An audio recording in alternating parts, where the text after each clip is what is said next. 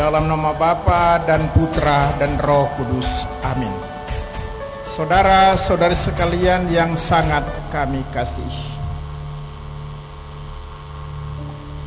ada banyak pesan yang disampaikan oleh bacaan-bacaan kitab suci hari ini, khususnya kisah sengsara Yesus menurut Matius. Tapi satu hal yang ingin saya garis bawahi, yakni ketaatan dan kesetiaan kepada kehendak Allah, meskipun dengan resiko harus menderita, bahkan wafat karena cinta.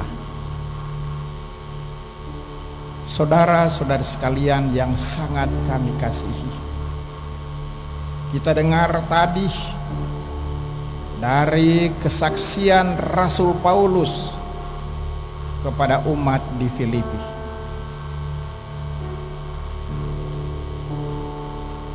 Dan dalam keadaan sebagai manusia, Kristus Yesus telah merendahkan dirinya dan taat sampai mati, bahkan sampai mati di kayu salib. Terungkap dari kata-kata Rasul Paulus ini, satu hal yang istimewa yang ditunjukkan oleh Yesus, yakni ketaatan dan kesetiaan kepada kehendak Allah. Tanpa alasan apapun, setia dan taat pada kehendak Allah, walaupun dengan resiko harus menderita, ditolak,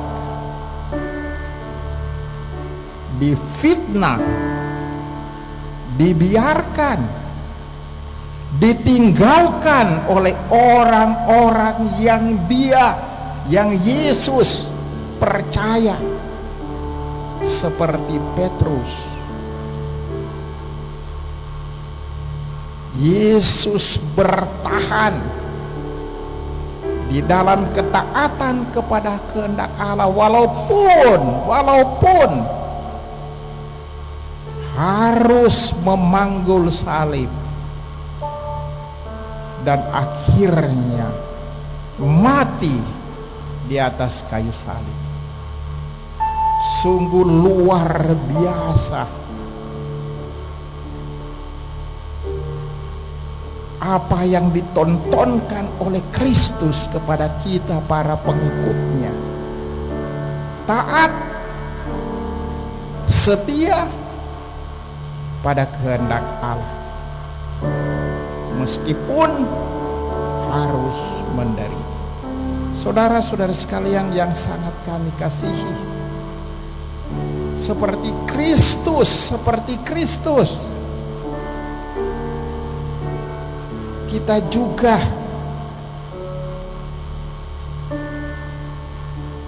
menyatakan ingin mengikuti kehendak Allah. Ada janji permandian kita, ada janji perkawinan kita.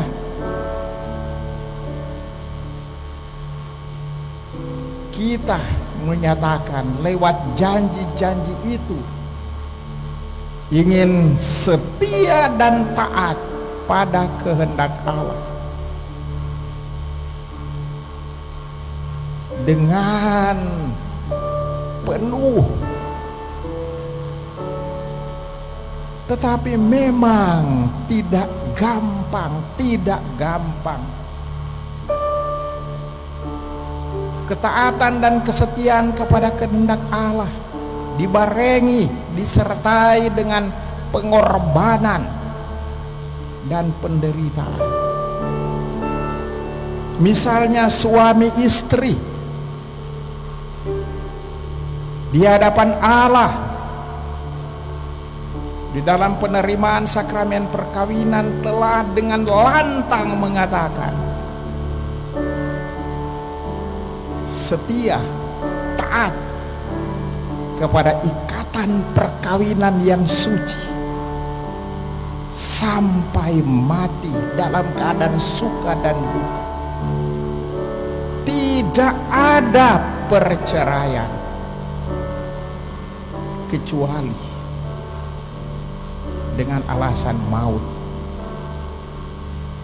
Tetapi janji perkawinan ini tidak gampang untuk dipertahankan. Karena apa? Di zaman modern ini semakin ditonjolkan kebebasan manusia sewenang-wenang. Bebas untuk memutuskan ikatan-ikatan yang sudah dijanjikan, atau dikatakan dalam pepatah Ambon, janji tinggal janji, tetapi parlente jalan terus, dusta jalan terus. Berapa banyak ikatan-ikatan perkawinan itu hancur cuma karena apa? Egoisme, cinta diri. Orang takut menderita berhadapan dengan keenakan duniawi, keenakan seksual. Lebih mudah untuk berselingkuh, untuk meninggalkan pasangannya, tidak rela untuk menderita.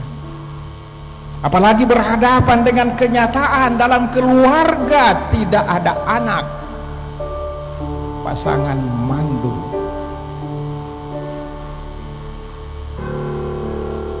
Janji perkawinan sungguh diuji. Tapi hari ini saudara-saudara sekalian, mari kita mengikuti Yesus Kristus, setia taat kepada kehendak Allah, walaupun dengan resiko harus menderita, harus meninggalkan kesenangan-kesenangan dunia, bahkan harus meninggalkan seperti Kristus hak-hak sebagai manusia yang harus dihormati, harus dimuliakan. Tetapi demi cinta kepada pasangan, demi cinta kepada Allah, bertahan sampai mati. Merupakan kehendak Allah juga bahwa saat ini menghadapi virus corona, bahwa kita mengambil jarak kepada orang lain, bahwa kita harus memakai masker bila kita berjalan-jalan di muka umum, bahwa kita harus belajar tinggal di rumah. Merupakan kehendak Allah demi memutuskan penyebaran wabah corona. Tapi tidak gampang untuk setia, untuk mempertahankan hal ini, untuk mempertahankan hal ini. Tidak gampang. Kita coba melalaikan ini, apa yang baik yang sudah disarankan oleh pemerintah dan disarankan oleh tokoh-tokoh agama. Kita mengatakan tidak perlu. Akhirnya penderitaan semakin hebat akibat wabah corona. Mari kita taat kepada kehendak Allah, setia kepada kehendak Allah, dengan resiko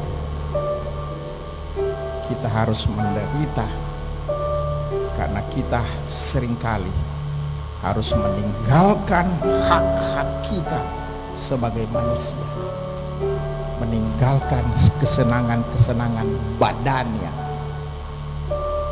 kesenangan-kesenangan dunia. Semoga demikian.